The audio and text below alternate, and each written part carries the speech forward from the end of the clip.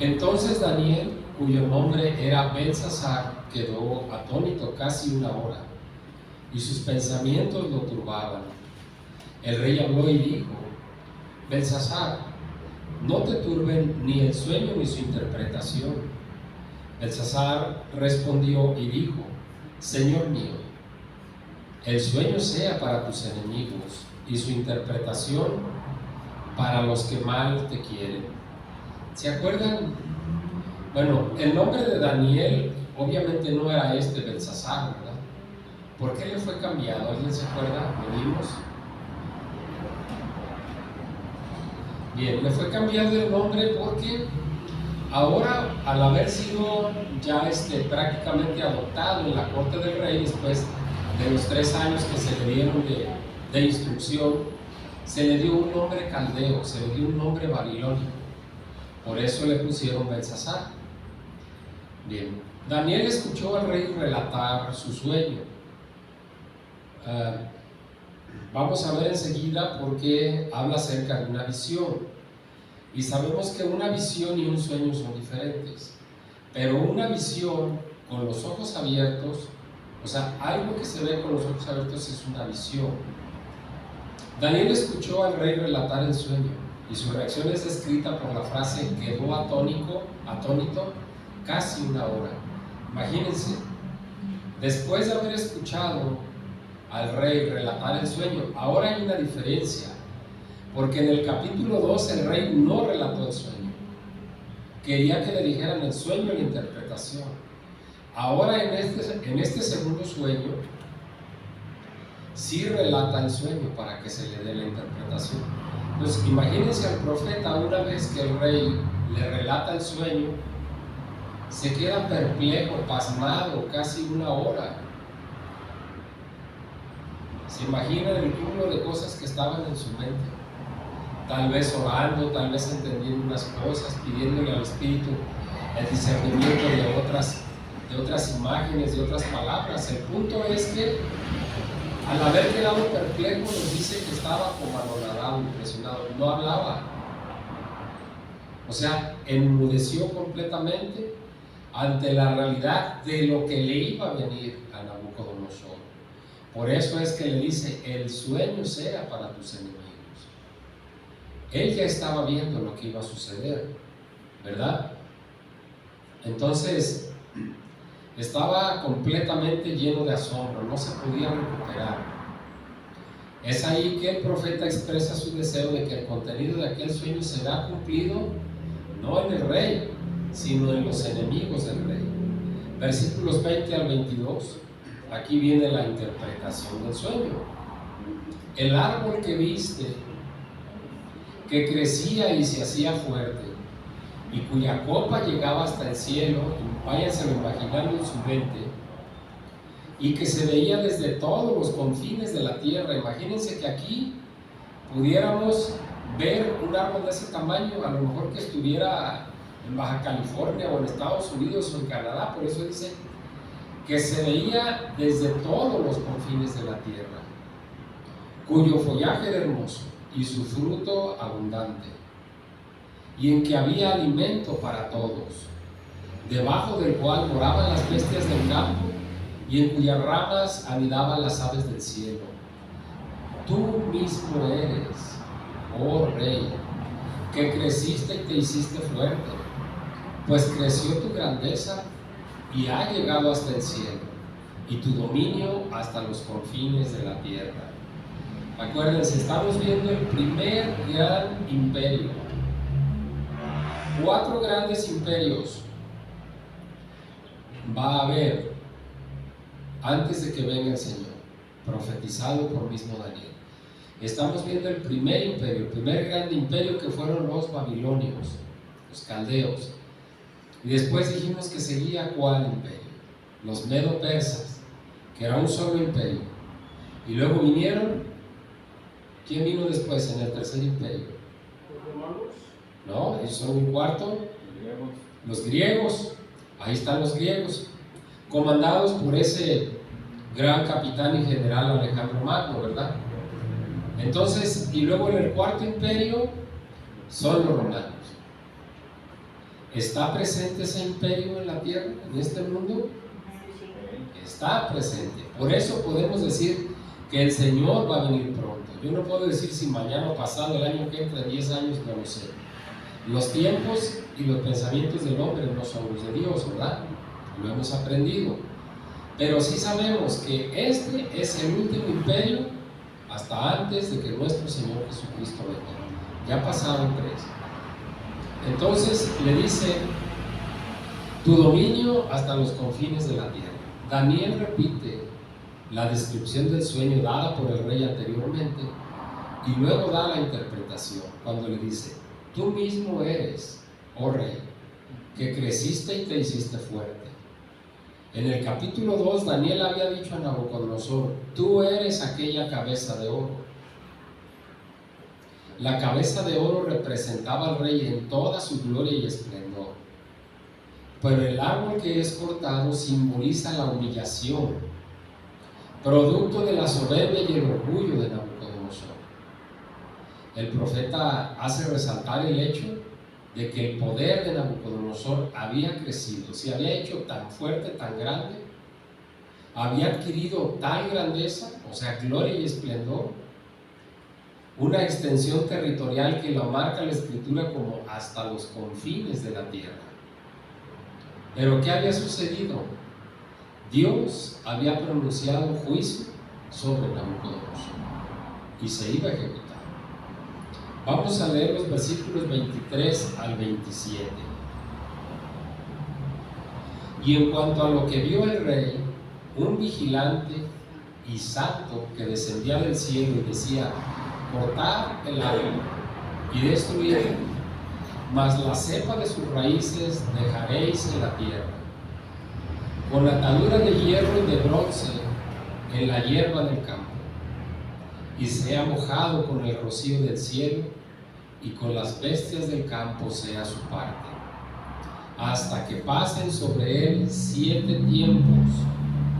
Esta es la interpretación, oh rey, y la sentencia del Altísimo, que ha venido sobre mi Señor el Rey, que te echarán de entre los hombres, y con las bestias del campo será tu morada, y con la hierba del campo te apacentarán como a los bueyes, y con el rocío del cielo serás bañado, y 7 tiempos pasarán sobre ti, hasta que conozcas que el Altísimo tiene dominio en el reino de los hombres y lo da a quien él quiere.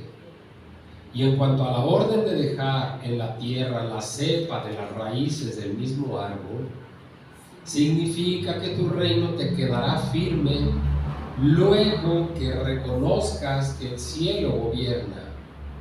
Por tanto, oh rey, acepta mi consejo. Tus pecados redime con justicia, y tus iniquidades haciendo misericordias para con los oprimidos. Pues tal vez será eso una prolongación de tu tranquilidad. Fíjese qué importante este pasaje. Cuántas cosas nuevas para nosotros y enseñanza hay en él. Cuando leemos profecía, solamente por leerla no lo captamos. Pero cuando vamos teniendo una base como la que hemos ido teniendo, vamos entendiendo ciertas cosas. Un vigilante santo que descendía del cielo, sin duda alguna podemos pensar que era un ángel, ¿no? O que era el mismo Cristo, ¿sí?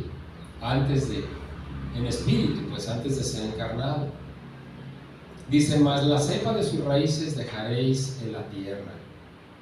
Varias cosas, muchas cosas interesantes hay aquí y las vamos a ir entendiendo poquito a poquito. A la orden de dejar en la tierra la cepa de las raíces del mismo árbol significa que tu reino quedará firme. No lo estaba cortando totalmente de raíz, dice que estaba dejando las raíces de la cepa, ¿verdad? Y fíjense la oportunidad. Por tanto, oh rey, acepta mi consejo del profeta. Tus pecados redime con justicia, y tus iniquidades haciendo misericordias para con los oprimidos. ¿Por qué le estaba llegando este castigo? ¿Por qué era un castigo de parte de Dios? porque ya habían llegado hasta las misericordias del Dios Santísimo, ya había llegado todo lo que este hombre había hecho. Era un hombre injusto, soberbio. De manera progresiva y sistemática, Daniel hace saber al rey que lo que vio ocurrir al árbol le iba a ocurrir a él por sentencia del Altísimo. El rey sería echado de entre los hombres y viviría por el tiempo decretado por Dios, comportándose como un animal. ¿Hasta cuándo iba a ser esto? Hasta cuando él reconociera la grandeza del Dios Altísimo.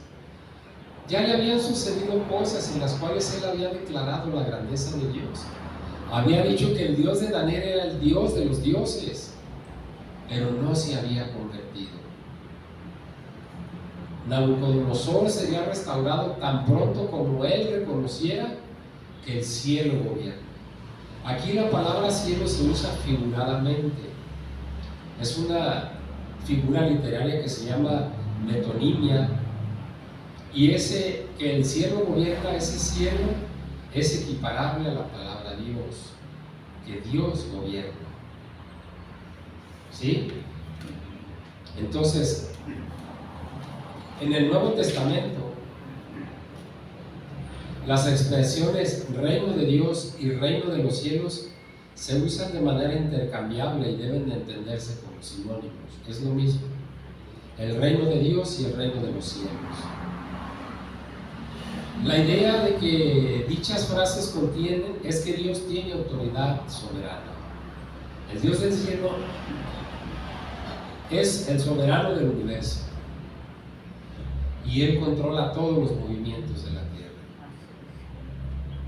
Desafortunadamente, los testigos de Jehová dicen que el Señor Dios Altísimo no tiene todo el control de la tierra. Yo digo, si no lo tuviera, entonces no sería Dios. Daniel exhorta al rey a romper con sus pecados, es decir, el monarca es aconsejado a abandonar o separarse de los pecados como hombre y como rey. Nabucodonosor, mis hermanos, seguramente sufría de vanidad, de orgullo, de impiedad, de soberbia, de todas esas cosas que no le agradan a Dios. El mismo juicio que precedía el sueño era a causa de su orgullo y de su soberbia. Además, le dice que el rey debe actuar justamente. En otras palabras, Nabucodonosor debía demostrar con frutos de justicia. ¿Y cómo era eso? Mostrando misericordia a los afligidos, le dijo el profeta, ¿verdad? Le dijo que se sometiera a la voluntad de Dios. Y le dijo, tal vez todavía tienes un poco de tiempo. Daniel está proclamando al monarca el principio bíblico de la salvación por fe, que es el único que conocemos nosotros, ¿no? El cristiano es el único principio bíblico que conoce, que la salvación no es por obras, sino por fe. ¿Sí? Sin embargo, demanda que el hombre manifieste mediante actos de justicia el cambio que ha ocurrido en su corazón. Eso es lo que espera el Señor de todos nosotros. Una vez convertidos, una vez llevados a la fe, Él espera eso, que nosotros con nuestras obras manifestemos ese cambio que ha ocurrido en nuestro corazón. A través de todas las edades, Dios ha justificado al pecador por medio de la fe. El apóstol Pablo lo escribió en Romanos. Dice, mas al que no obra, sino cree en aquel que justifica al impío, su fe es contada por justicia. ¿Quién puede hacer justo a un injusto? ¿Otro injusto o un justo? Solamente un justo puede justificar a un injusto. ¿Y quién es el único justo? Jesús. Entonces no hay nadie que nos pueda justificar ante Dios más que el justo de los justos. Dice la Escritura, ¿verdad? El justo por los injustos. Y fíjense qué cosa tan grande. Ese hombre impío, soberbio, altanero, impío, no estaba fuera del alcance de la gracia de Dios. El profeta se estaba manifestando ahí para que Nabucodonosor pudiera alcanzar la gracia perdonadora de Dios.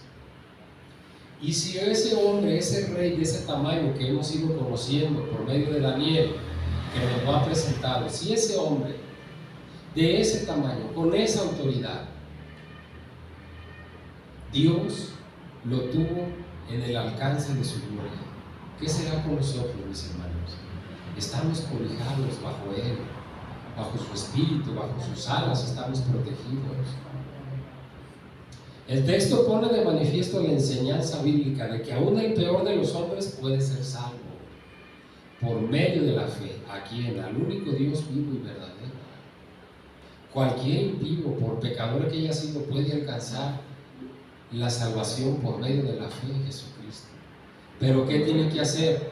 ¿Qué dijo el apóstol? Arrepentíos y convertíos, para que vengan tiempos de refrigerio. Entonces, ahí está la condición: arrepentirse y convertirse, ¿verdad? A través de las edades, la salvación del pecador se basa exclusivamente sobre la gracia de Dios y solo se recibe por medio de la fe. Vamos a ver ahora cómo se cumplió el sueño y la interpretación de Nabucodonosor. Vamos a ir a los versículos 28 al 33. Primero vamos a leer del 29 al 33, vamos a leer 29 y 30. Todas las promesas de Dios encuentran un cumplimiento seguro. Él dice en Isaías que la palabra que sale de su boca no volverá en vacía, sino que hará todo aquello para lo que Él envió. Es posible que haya dilación en el tiempo, que haya un tiempo a lo mejor largo para nosotros, pero tarde o temprano se van a cumplir las promesas de Dios. Y esto podemos verlo en el caso de Nabucodonosor, este rey soberbio que fue humillado. Versículos 29 y 30. Observen la frase: al cabo de 12 meses, paseando en el palacio de Babilonia, habló el rey y dijo: ¿no es esta la gran Babilonia que yo edifiqué para casa real con la fuerza de mi poder, para gloria de mi majestad? ¿Cómo suena eso, mis hermanos? Era la misma imagen de ese rey soberbio. Pero se fijan, la primera expresión: al cabo de 12 meses. 12 meses transcurrieron entre el tiempo en que Nabucodonosor tuvo el sueño y el cumplimiento del mismo. Un año completo le dio el Señor para que cambiara, para que se arrepintiera del rey que había sido. Una vez más podemos ver aquí la manifestación de la gracia de Dios. El monarca había tenido todo un año para arrepentirse de sus pecados y refugiarse en la misericordia de Dios. ¿Pero qué sucedió? Evidentemente no lo hizo. Fíjense lo que expresa: con la fuerza de mi poder, para gloria de mi majestad. Observando la belleza de Babilonia, el corazón del rey se llenó de orgullo. Fíjense las expresiones, el pronombre personal en esas expresiones: yo edifiqué, mi poder, mi majestad. Todo esto lo único que denota es que era una autoalabanza, una autoglorificación por parte del rey.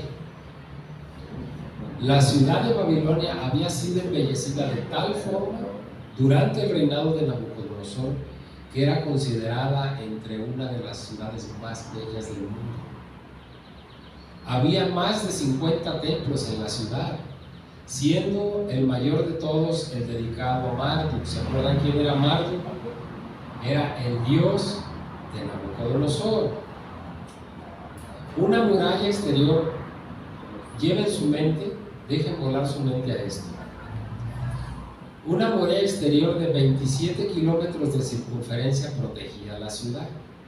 Hagan ustedes de cuenta la ciudad de Guadalajara, pero donde tenemos el anillo periférico, allá había una muralla alrededor de la ciudad de 27 kilómetros que protegía la ciudad. Acuérdense que antes así se acostumbraba a amurallar las ciudades, ¿verdad?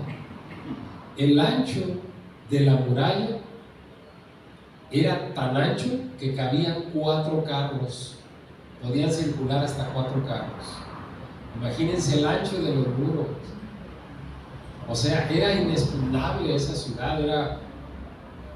¿Quién se atrevía con unos muros tan altos y de ese tamaño? Por supuesto, la gloria de la ciudad eran los jardines colgantes.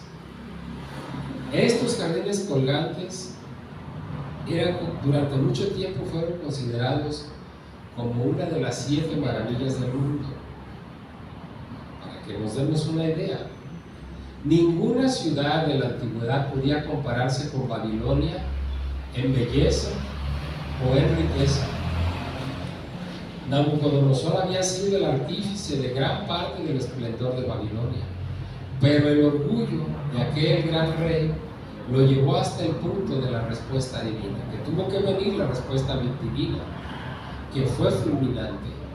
Dios lo humilló hasta el punto de hacer que se comportase como un animal. Vamos a los versículos 31 al 33.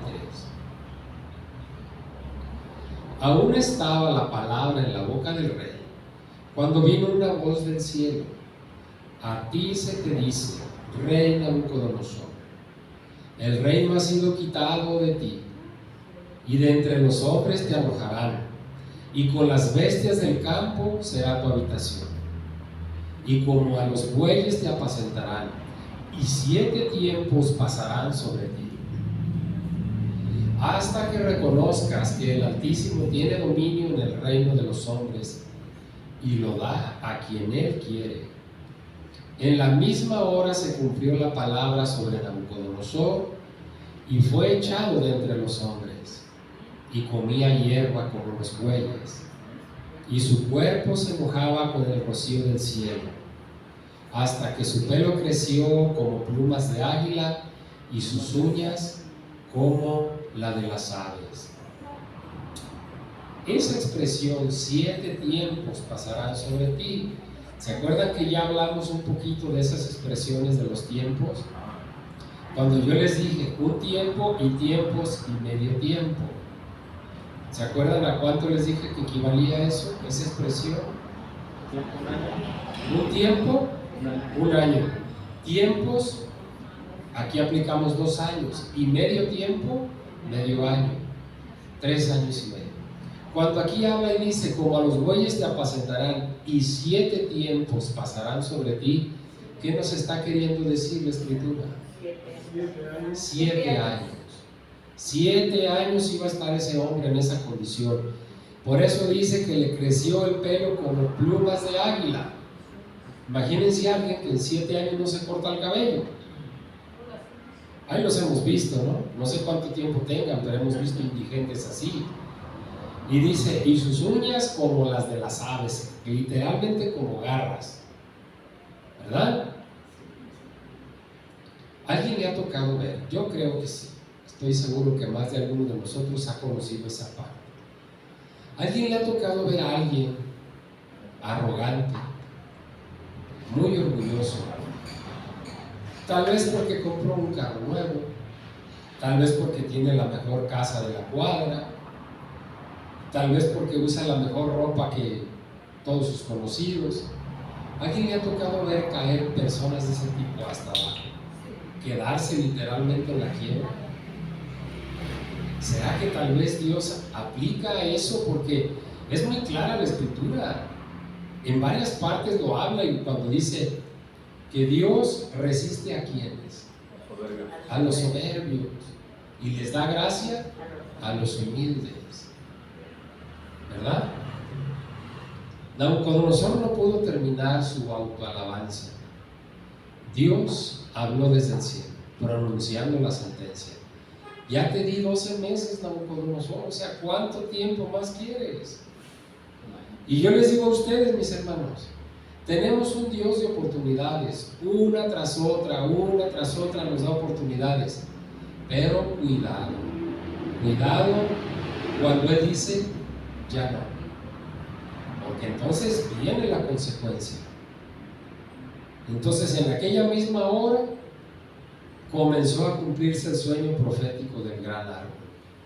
Le sobrevino una enfermedad mental que le hacía comportarse y pensar de sí mismo como si fuera un animal.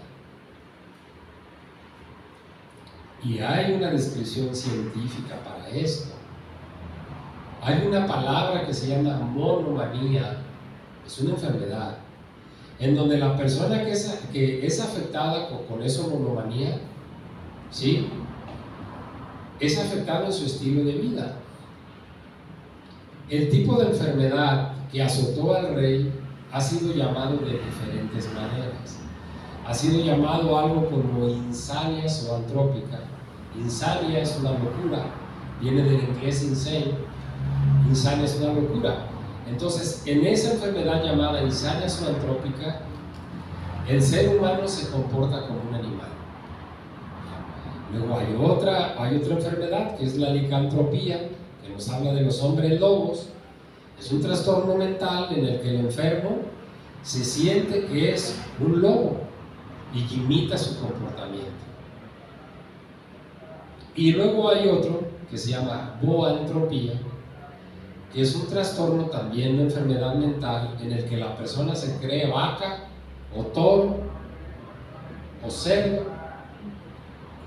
Alguna de esas cosas fue la que le pasó a este rey soberano.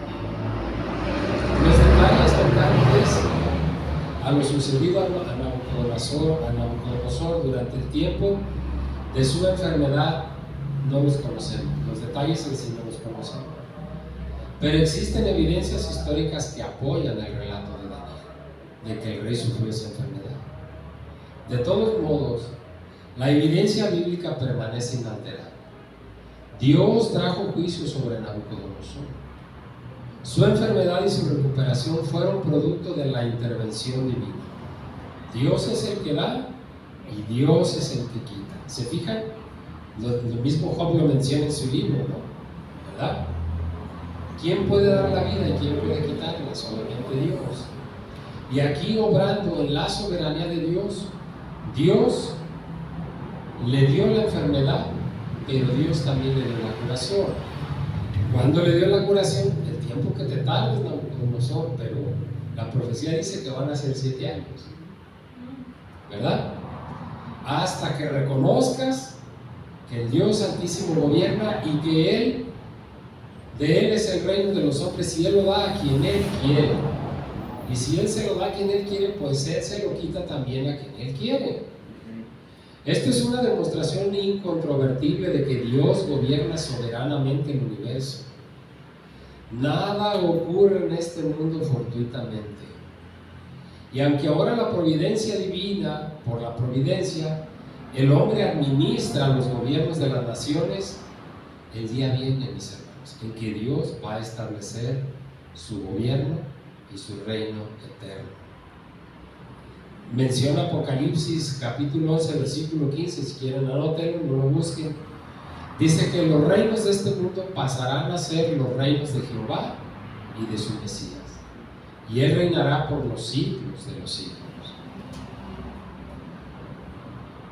Vamos a ver ahora la recuperación. Ya vimos la enfermedad, ya vimos qué fue lo que le sucedió a este rey soberbio, cómo Dios lo humilló. Le crecieron las uñas como garras, el pelo, no tenía razón, era un animal, se comportaba como un animal. Ahora vamos a ver cómo viene la recuperación y lo veremos de los versículos 34 al 37. Después que Dios cumplió su propósito en la vida de Nabucodonosor, como va a cumplir su propósito en cada uno de nosotros, este rey fue restaurado a su posición de dignidad. El rey recuperó sus facultades y gobernó a Babilonia hasta su muerte. Lo más sobresaliente en esta etapa de su vida es que Nabucodonosor experimentó Escuche, una relación personal con el Dios Altísimo. Versículo 34. Mas al fin del tiempo, yo, Nabucodonosor, alcé mis ojos al cielo. Al fin del tiempo, ¿de cuál tiempo, mis hermanos? De los 7 años, ¿verdad? ¿Se fijan cómo poquito a poquito vamos entendiendo, cómo vamos entendiendo la Escritura? Lo que nos dice, alcé mis ojos al cielo y mi razón me fue de vuelta y bendije al Dios Altísimo. Esa frase no la habíamos escuchado. El rey había ordenado que cualquiera que blasfemara contra el rey de Daniel le iba a venir un castigo tremendo, pero nunca habíamos escuchado una frase de ese tamaño de parte del rey. Y bendije al Dios Altísimo y alabé y glorifiqué al que vive para siempre, cuyo dominio es sempiterno y su reino por todas las edades. Qué interesante este puro versículo, fíjense. Al fin del tiempo, ya dijimos cuál tiempo. Yo, Nabucodonosor, Daniel está relatando lo que el rey hablaba. Dice, mi razón me fue de vuelta y bendije al Altísimo y alabé y glorifiqué al que vive para siempre. ¿Quién es el que vive para siempre? Ya lo sabemos nosotros. Escuche la frase, cuyo dominio es sempiterno.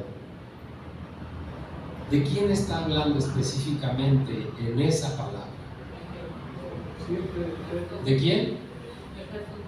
De Jesús.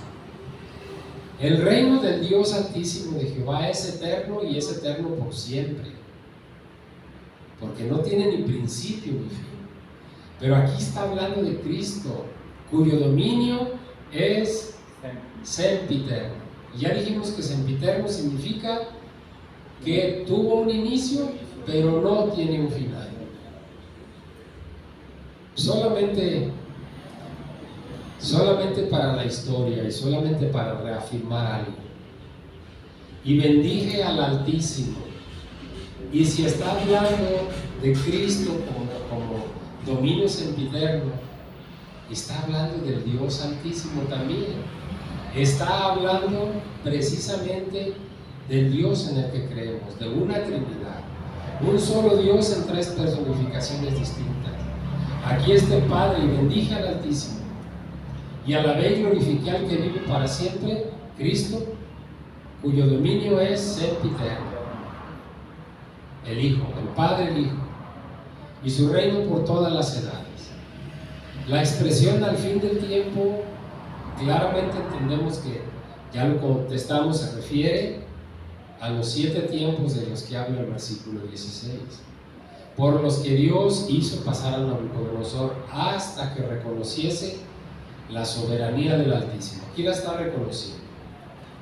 Entonces, cuando dice que el rey alzó sus ojos al cielo, seguramente fue para expresar su dependencia a Dios. Señor, te reconozco como el Dios Altísimo, reconozco que dependo de ti, que todo lo que yo tuve y que todo lo que yo hice no fue gracias a mi grandeza, sino fue gracias a tu misericordia.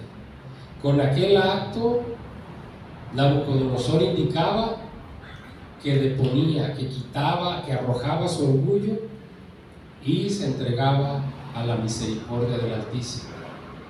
Y cuando alguien se entrega a la misericordia del Altísimo, Dios no lo rechaza. La Escritura lo dice, ¿no? Que Él nunca va a despreciar un corazón contrito y humillado.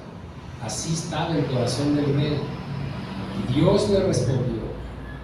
Y la frase, y mi razón me fue de vuelta, sugiere que el rey volvía a la normalidad, es decir, recuperó sus facultades mentales. Imagínense qué sintió el rey cuando recupera sus facultades mentales y se ve y dice, ¿qué es esto? Mis uñas, mi pelo, aquí en el zacate, en el estiércol, ¿qué es esto? Como despertar de una pesadilla, ¿no? Seguidamente, Nabucodonosor, cuando ya le regresada sus facultades mentales, bendice a Dios, lo alaba y le glorifica. Dice, al que vive para siempre, es decir, al Dios eterno. Esos tres verbos usados son para indicar actos de adoración: bendijo, alabó y glorificó. Estos verbos indican que Nabucodonosor ahora se preocupa por alabar a Dios, y muestran por su parte de él un sentido de maravilla y respeto hacia Dios, un reconocimiento a la grandeza de Dios, un sentimiento de su propia gratitud, una admisión de dependencia y un espíritu humilde, un espíritu de admiración a Dios. Ahora Nabucodonosor estaba verdaderamente arrepentido y humillado delante del gran Dios del cielo. Vamos a llevarlo a tiempos modernos. Vuelvo con la misma frase. Seguramente o nos ha sucedido a nosotros, o hemos conocido a alguien que sufre un accidente, que se le desarrolla una enfermedad tremenda y va a dar al hospital.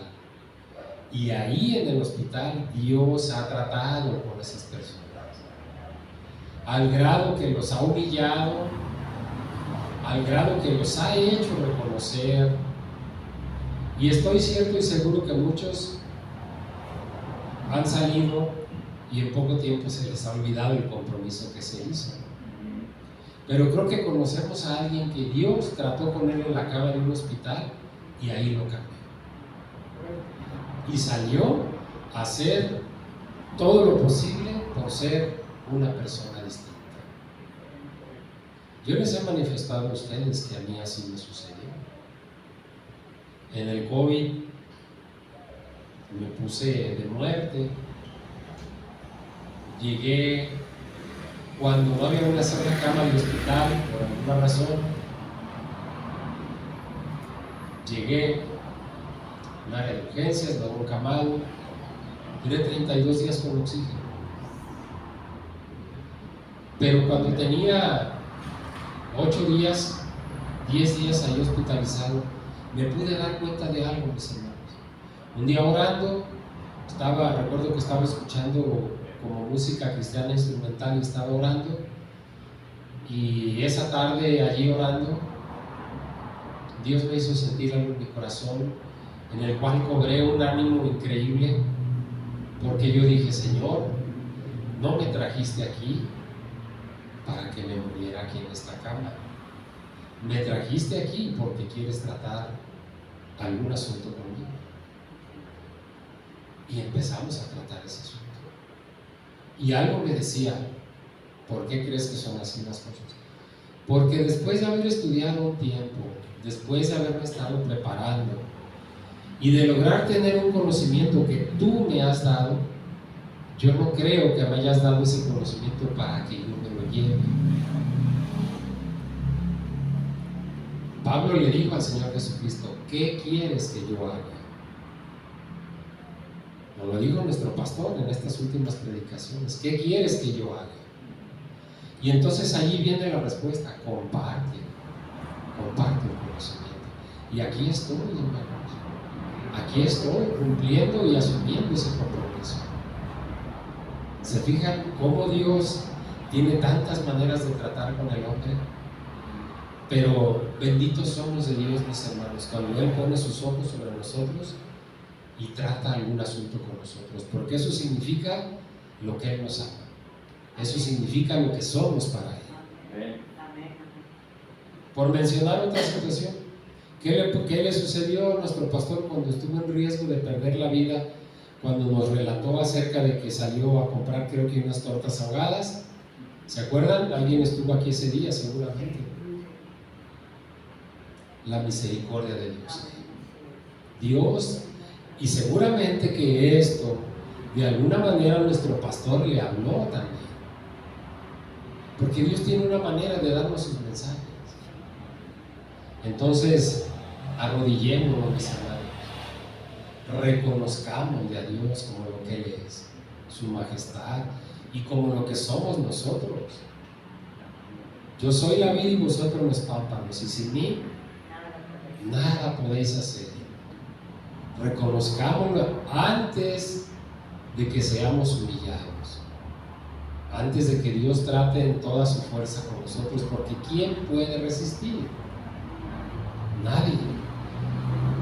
Nabucodonosor reconoce además la autoridad de Dios al hablar de su dominio, cuando dice: todo esto tú me lo has dado. También reconoce el carácter eterno del reino de Dios. El rey sabía que su reino había tenido un principio y tendría un fin, el reino de Nabucodonosor.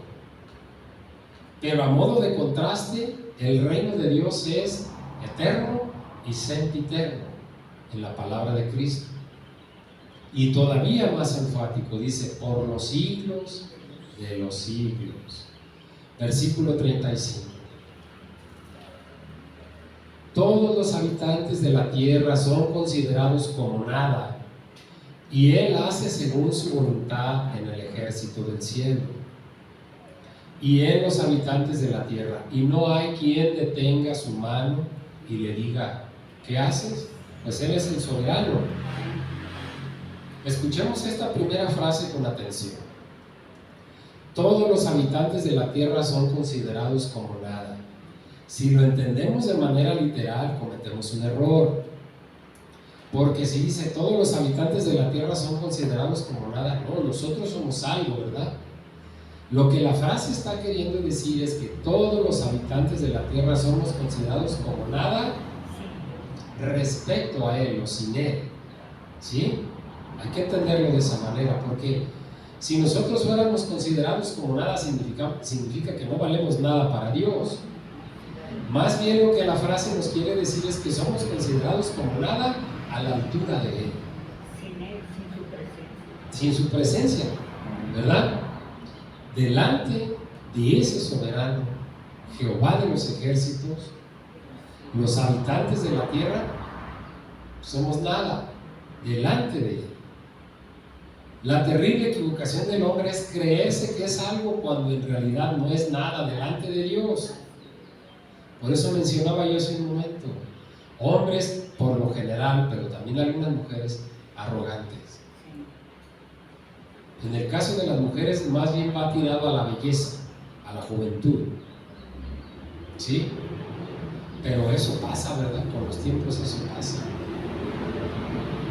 Entonces, el gran pecado del hombre en el huerto del Edén, ¿cuál fue? Querer suplantar la autoridad del Altísimo, creerse como Él, o todavía más, creer que podías llegar a ser más que Él. Ese fue el pecado. Por ese lado entró la serpiente, por ese lado entró Satanás. No te creas, no es cierto. Bien sabe Él que el día que lo hagas, que comas de ese fruto, vas a ser como Él. Y esa palabra venenosa entró en el corazón del ser humano, en el corazón de Eva, ¿verdad? ¿A quién le agrada? ¿A cuál hombre o mujer le agrada decir no sé? No es agradable. En una sociedad como la que vivimos en este tiempo no es agradable decir no sé. No es agradable decir yo soy menos que esta persona. No, lo contrario. ¿A quién no le agrada sentirse más que los demás? Es parte de nuestra naturaleza pecaminosa. Desde el inicio de la creación, ¿verdad? Dice uno de los salmos, el Salmo 24, que de Jehová, de Yahvé, es la tierra y su plenitud, el mundo y los que habitan en él. Él es el soberano del universo. No tan solamente es el Señor de la tierra, sino que también lo es del cielo. El ejército del cielo obedece su voz y hace su voluntad. Por eso es llamado Jehová de los ejércitos. Y la frase, y no hay quien detenga su mano, literalmente significa, no hay quien tenga más autoridad que Él. No hay quien esté por encima de Él. Esta expresión se usa de manera metafórica para indicar que nadie en absoluto puede oponerse o cambiar los planes de Dios. Todo lo que Dios hace es justo y santo y perfecto. De modo que el hombre no está capacitado para cuestionar las acciones de Dios. ¿Qué les dijo Job a sus amigos? ¿Dónde estabas tú cuando Él creó la tierra? ¿Tú le diste para que Él nos diera a nosotros? ¿O tú le aconsejaste cómo hiciera las cosas? Claro que no. Vamos a leer los versículos 36 y 37. Estamos cerca de terminar el cuarto capítulo.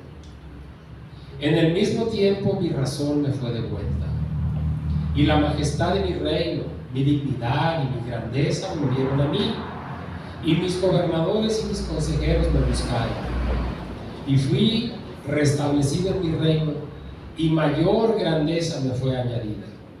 Ahora yo, Nabucodonosor, alabo, engrandezco y glorifico al Rey del cielo, porque todas sus obras son verdaderas y sus caminos justos, y Él puede humillar a los que andan con soberbia.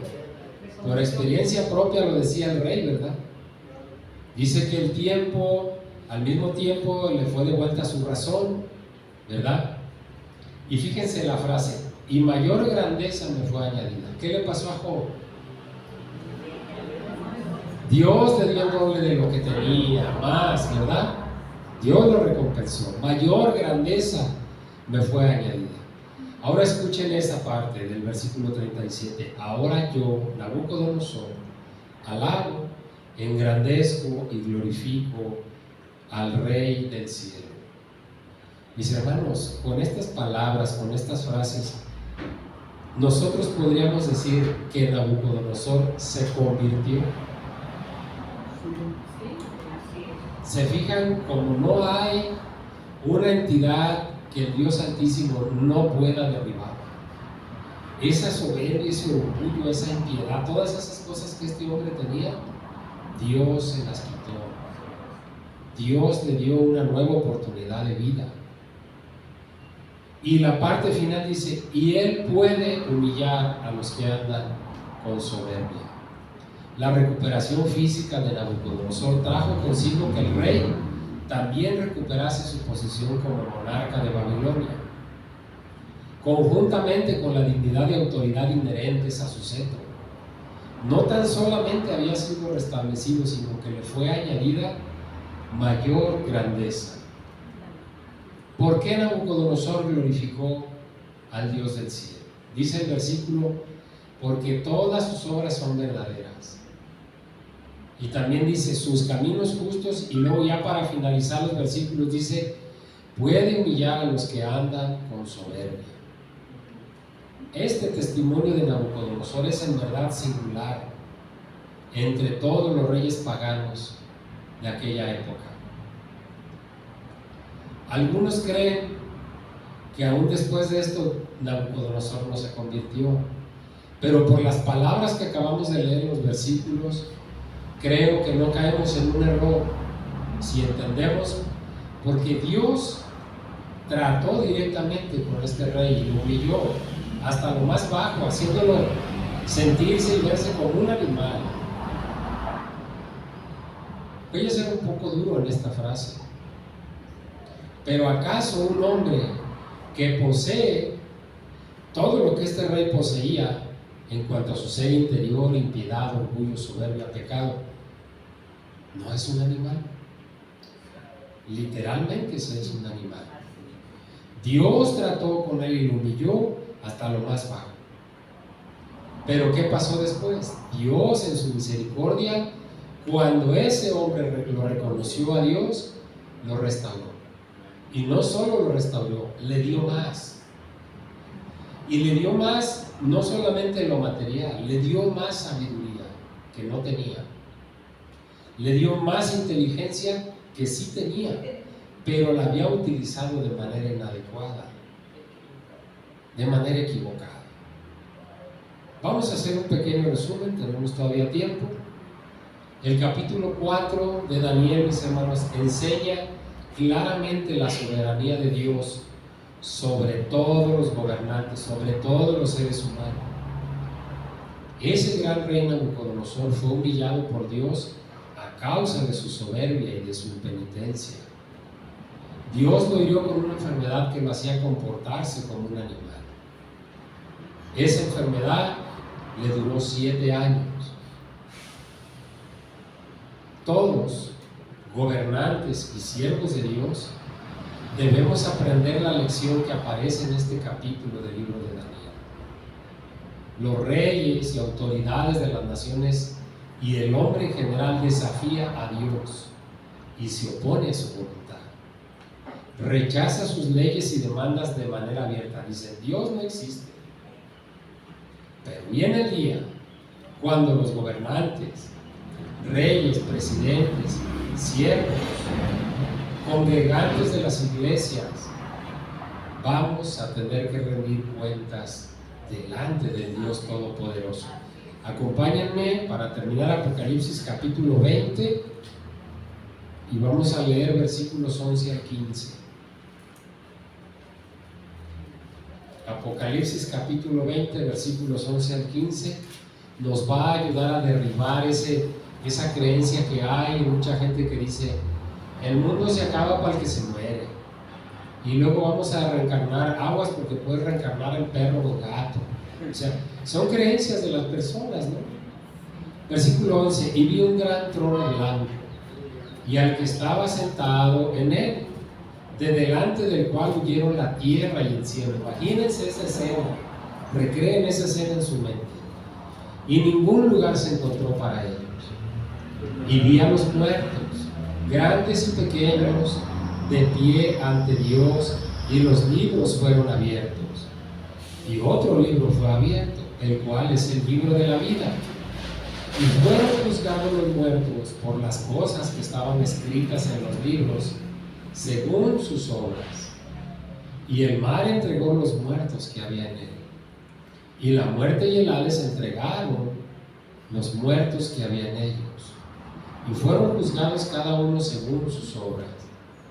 Y la muerte y el Hades fueron lanzados al lago de fuego. Esta es la muerte segunda. Y el que no se halló inscrito en el libro de la vida fue lanzado al lago de fuego. ¿Verdad que no se acaba la vida cuando te mueres? Va a haber un juicio, mis hermanos. Y tenemos que prepararnos para eso. Pero cobremos ánimo, hermano. Cuando un acusado, vamos llevándolo a este tiempo, a este momento, cuando alguien comete un delito y es acusado, va y se tiene que presentar ante un juez, ¿verdad?, que lo va a juzgar y le va a dictar una sentencia, ¿correcto? Pero la ley no permite que ese acusado se presente solo. Tiene que haber un abogado. Así sea, si no puede pagar un abogado en lo particular, el Estado le asigna un abogado de oficio, pero se tiene que presentar por un abogado. Eso mismo va a suceder en aquel día, mis hermanos. Pero cobremos ánimo, porque nos vamos a presentar ante el juez justo, que nos va a juzgar según nuestras obras. Pero el abogado que nos va a acompañar ese día es el mismo Cristo. ¿No dice la Escritura que abogado tenemos? ¿Sí? ¿A quién? A Jesucristo, el justo. Y yo pregunto una cosa, ¿ustedes creen que ese abogado que nos va a representar ante el Padre va a perder un solo juicio? No lo puede perder. ¿No dice acaso que las ovejas que le fueron entregadas por el Padre, cuántas se van a perder? Ninguna se va a perder. Cobremos ánimo, mis hermanos. Ese abogado les va a representar. Ese abogado le va a decir al Padre, Padre, allá en la cruz yo te pagué por estos hombres y mujeres. Él nos va a representar a él. ¿Qué tenemos que hacer nosotros? Hacer obras dignas de arrepentimiento para que esas obras sean registradas en el libro de la vida. Porque aquí acabamos de leer que el libro de la vida se va a abrir y en ese libro ahí va a aparecer, Alejandro, hiciste esto, pero también hiciste esto, estas obras. Y en base a esas obras, Jesús va a pelear la última batalla por nosotros. Y no la vamos a perder. Las promesas de Dios se van a cumplir. Por encima de lo que sea, se van a cumplir. Cobremos ánimo, hermanos. Bien, terminamos este día, esta mañana. Terminamos el capítulo 4. Si Dios lo permite, la semana que entra vamos a iniciar con el capítulo 5, donde vamos a ver una vez más cómo el hombre muestra su rebeldía a Dios. Bien, vamos a terminar. ¿Alguien quiere preguntar algo? ¿Nos quiere comentar algo? ¿Nada? Muy bien, vamos a terminar. Señor bendito, Dios del cielo, Padre, le reconocemos, Dios, como el único Dios vivo y verdadero, Señor, como el único en quien hay salvación. Y le damos gracias, Señor, por ser nuestro abogado, por ser nuestro ayudador. Le damos gracias, Señor, por derramar su Espíritu, Señor, sobre esta iglesia, Señor, y sobre todas las iglesias donde es alabado y reconocido verdaderamente su nombre, Señor. Sabemos que el pecado mora en nosotros, Señor, pues es parte de nuestra naturaleza. Pero ahora tenemos al Espíritu Santo que nos redarguye, Señor. Gracias en esta mañana, Señor. Le pido, mi Dios, le ruego que extienda su mano de misericordia, Señor, y lleve, Señor, un espíritu de ánimo, de aliento, un espíritu, mi Dios, de gozo sobre cada uno de mis hermanos y hermanas que están reunidos aquí, Señor, queriéndole conocer, Señor, investigando más acerca de sus atributos, Señor, pero también de su justicia. Gracias, Señor, por esta mañana. Gracias, Dios Santísimo. Solamente, mi Dios Santo, le pedimos que no falte el alimento en nuestra mesa, Señor, y en la mesa, Señor, de aquellos que tienen grandes necesidades, Señor. Sea bendito su nombre por siempre, en el nombre de Cristo Jesús. Amén.